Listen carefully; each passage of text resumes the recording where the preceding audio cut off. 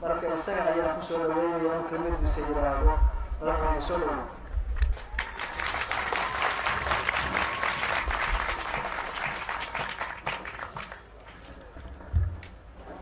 بسم الله الرحمن الرحيم. مدحوينه بورتخان إنه مرة خارج الموضوع مرة قرن عيسى قرن سرير عيسى مدحرة وراح وزيرة إيوه وراح برلمان كا دولة فيرا إيوه دولة كا وفي مدحان يسوع سرادينتا ولمعودينكا مدحان منشدة في القدر وحركة سيدة شرف الأمات المسلمين وحنكو السلام عليكم ورحمة الله وبركاته. وعليكم السلام. إلى رحمة الله ودمرنا بنا إلى المهدئين وحنمهدئين يا مركلة مدحونين عدوين محمد الله محمد عالقاس إيوه بورتخان iyo gudoomiyaha gobolka oo runtii si sharaf leh oo wanaagsan halkan ugu soo dhaweeyey iyo shacabweynaha reer Qardho oo runtii aan aad iyo aad ugu faraxsanahay aan aad iyo aad ugu mahadcelinayo waqtiga qaaliga ah siiseen oo sida kaliya la talay oo aan ugu soo dhaweyseen iyo weliba cadceed adag oo qorax ay jirto aad iyo aad ugu mahadcelinayo. waxaan rabaa inaan u tacsiiyo nabadoon xasan mire araale oo dhowr casho ka hor geeriyooday. ilaahay waxaan uga baryaynaa inuu siiyo naxariistiisa jannadiisii eheladiisii asxaabtiisiina ka sii samir iyo iimaan. waxaan rabaa hal arrin inaan xuso laba arrimood aan idhaahdo inaan xuso. midda hore waxay tahay boqor burhaan keliya ma aha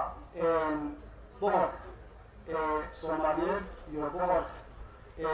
Puntland ma aha keliya. waxaan xasuustaa oo aan xasuusinayaa inuu dhowr jeer socdaalo ku sameeyey meelo kala duwan caalamka ay ka mid ahayd South Africa. wixii ka dhacay South Africa waa ogtihiin dadkeenii Soomaaliyeed halkaas u qaxay in lagu dhibaateeyey oo dhibaatooyin tacaddi ah loo geystay. cid walbana runtii ay ka aamustay. isaguse uu tagay meeshii uu isku dayay inuu xal u soo helo wixii dhib ahaa oo meesha yaaleen uu indhiis ku soo arko wuxuu ka qaban karo ka qabto. waa mahadsan tahay boqor hawshaan ilaahay waxaan rabaa inaan xusuusiyo mar kale shalay waxay ahayd sanad guuridii afraad madaxweyneheenna cabdiweli maxamed cali gaas oo ka soo wareegtay maalintii la doortay. waxaan anigu leeyahay ku arkay oo markhaati aan ka noqday meelihii aan tagay kulli iyo jidadkii iyo horumarka ay gaartay magaalada Garowe iyo Qardho iyo inta u dhaxaysa. runtii waxay tahay wax aan ay tahay kulligeen ku wada ammaano. inta badan bini aadam baan nahay. waxaa laga yaabaa inaan rabno qofkii xil qabta horay inuu wax allo problem ah oo jira inuu xalliyo. ilaahay baa horta wax kasta xallin kara. laakiin xaaladii iyo duruufaha ku jirno wax sahlan ma aha. dowlad dhismaheeda iyo ka shaqaynteedana ma aha wax muddo 1 sano 2 sano ah. waa wax waqti dheer u baahan. laakiin wax kasta aan leeyahay waxaan soo arkay anoo weli tagay meeshii ahayd boosaaso waxaan soo arkay horumarka ay gaartay inta isagu uu maamulka idin hayay. marka waa in lagu mahadceliyo in loo mahadceliyo laguna xasuusto lana ogaado waa wax loo baahan yahay. waxaan rabaa inaan halkan uga yeero xildhibaanada matala deegaanka Karkaar oo aan hore ka xiliyo xildhibaan maas iyo Caysane ويفهم ما شاء الله قال عيسى labada waxaan rabaa inaan ugu sheego muddadii aan hayay mas'uuliyadda inay gacan siiyeen oo aan rabo inaan idiin sheego hawshii iyo wixii aad soo busteen sidii ay kaga soo qaadeen ballantii inay u fuliyeen waxaan iyaga hadda u magacaabayaa bacdama aan joogno dagaalkoodii sidaasoo kale dagaaladii aan tegay hadda fursad uma helin inaan sheego xildhibaanadii sharafta lahaa oo ka soo jeeday dagaaladaas oo laga soo doortay inaan ummadda u sheego hawshii ay qabteen iyo sidii ay noola shaqeeyeen xukuumadda noola shaqeeyeen mar walbana u garab taagnaayeen waa ku mahadsan yihiin iyagana haddaan fursad helana hadda inta ka dambaysana waa sheegi maxaa yeelay waxaan idhahnaa mar walbana dowladdan idinkaa iska leh waa inaan idinku soo celino oo aan siino report aan idin siino wax alla wixii aan qabanay iyo cidda nala shaqaysay si aad u ogaataan ama dadka aad u kala ogaataan qofka wax qabtay iyo qofka aan waxba qaban waa dhab dowladdaani waa dowlad shacab ah waxay u xug siiban doontaa insha allah hadduu ilaahay yidhaahdo inaad idinka electionka ama doorashada soo socota aad gacantiina ku bixisaan codadkiina macnaheedu waxay tahay inaad ogaataan dadka dowladda dhisaya oo horumarkeeda iyo wanaaggeeda ka shaqeynaya iyo dadka dibindaabiyeenaya oo lagu haya inaad ogaataan weeye waxaan idiin sheegayaa sanadkan 2018 wuxuu noo noqon doonaa sanadkii siduu aan boqorku sheegay dib u heshiisiinta ummadda Soomaaliyeed oo ay aasaas u yihiin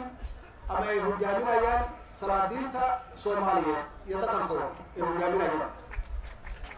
wuxuu kaloo noqon doonaa sanadkan sanad shaqo badan oo horumar leh oo aan ka shaqeyno horumarkaas oo ah inaan jidadkii dhisno burburay 27 sano cid walba oo saaxiibo ah oo caalamka aan la kaashano idinkuna aad qayb ka qaadataan oo aad bixisaan cashuurihii iyo wixii idinku soo aada maxaa yeelay dowlad hadda aragtaan shaqeynaysa oo ummaddeeda u adeegaysa shacabkeeda bixiya kharashaadkeeda cashuuraheeda bixiya iyo kalsoonideeda siiya meel walba aan u galno waxaan u diyaarsanahay inaan sanadkan u noqdo sanadkii aan ku dhisi lahayn jidad badan oo hadda naga burbursan waxaan doonaynaa oo kale bacdama abaarada nagu soo mareen in aan ka shaqeyno sanadkan ceelal badan inaan qorno oo aan raadino inaan dadka siino biyo nadiif ah inaan siino waa bilaabayna insha allah qorshaheeduna waa wadnay waana ka soo shaqeynayna 20 bilood ugu dambeysay wixii hadda ka dambeeyana waxaan rabnaa inaan galno implementationkii ama dhaqangelinteeda inaan galno waxaa kale oo aan bilaabaynaa oo runtii 27 sano hadda ugu dambeysay naga maqnaa inaan furno dugsiyo farsamo dalkeena waa burburay burbur xun iyo soo galay waxaa loo baahan yahay dib u dhisno cid kale oo shisheeyaha noo dhismayso annaga inaan dhisano weeye annaga inaan dhisanana aqoontii baa loo baahan yahay sidaas darteed waxaan dhisaynaa iskoollo fara badan oo farsamo ah oo laga barto wax kasta oo engineering ah ama technology ah ama dhismo ah ama koronto ah ama electronic ah nooc walba beero ah xoolo ah dhakhtarnimo ama nursing leh kalkaaliyo leh inaan bilaabno inaan dhisno oo degmooyin iyo gobollada dalka guud ahaan meel kasta intaan gaari karnaan gaarno ugu dambeyntii waxaan rabnaa inaan dhiirigelino mashaariic maalgelin oo aan ugu yeelin caalamka inay noo yimaadaan oo ay maalgashadaan iyo dadkeena dibadaha jira oo diasporaha inay yimaadaan oo ay maalgashadaan dalka si loo abuuro shaqooyin shaqaabuur loo sameeyo taas waxaa ka horeysa inaan ka shaqeyno amniga oo aan arko waxyaabaha horumarka aad ku gaarteen haddaad tihiin reer Puntland ay tahay ammaanka iyo nabadgelyada oo ay tahay wax lagu kaga dayo qof walba oo Soomaaliyeed waa inuu ka shaqeeyo nabadgelyo maxaa yeelay markii nabad la helo yaa ummaddu nolol heshaa saas darteed si aan adduunka u raacno kaalaya noo imaado oo maalgashada dalkan khayraadkiisa iyo waxa aan haysano waa inaan annaga aan muujino kow inaan leenahay hufnaan oo ummaddeena aan maxadaynin oo aan si hufan ugu shaqeynayno labo inaan u keenno meel ammaan ah ee ka shaqeyn karaan oo amni leh inaan keenno walaalayaal hadalkii waa badiyey waqtigu waa sii gabagabo waxaan mar kale idin leeyahay aad iyo aad aan kugu mahadcelinayaa sida wanaagsan oo sharafta badan oo walaaltinimada leh oo ka shay iyo laabta leh oo aad noo soo dhaweyseen insha allah sida uu sheegay boqorka iyo sida maanta yidhi waa isku dayeynaa inaan joogno laba casho haddii ilaahay maanta ay ka bilaabato waa mahadsantihiin wasalaamu calaykum waraxmatullaahi wabarakaatuh waxaan rabaa halkan inaan ku wareejiyo boqor burhaan oo loo duceynayo maasha allah madaxweyne waa mahadsan tahay aad iyo aad baan kaaga mahad celinaynaa booqashadaada adiga iyo mas-uuliyiinta kula socda ballanqaadkaagana waa ku kalsoonnahay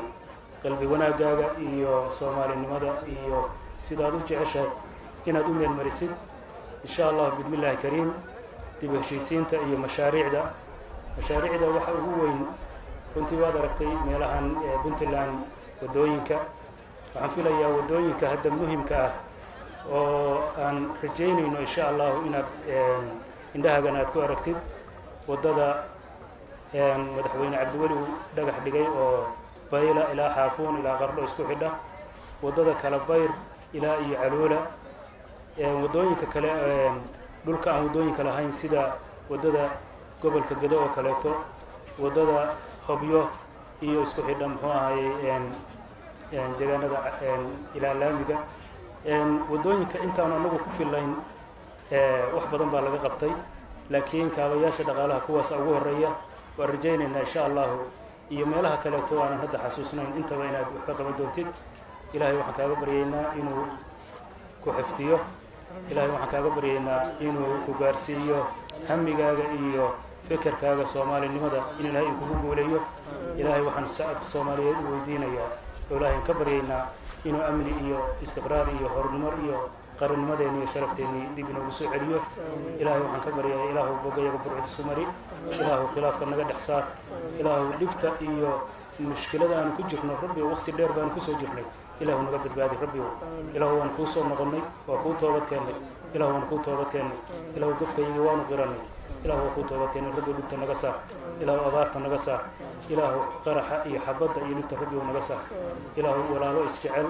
oo ilaahay xarigiisa ku midooba oo ku walaalooba ilaahu naga dhig ilaahu saasaanu kaa barinay madaxweynaha dowladkana waxaan leeyahay allah guuleeya isagana وآخر دعوانا أن الحمد لله رب العالمين صلى الله على نبينا محمد وعلى آله وصحبه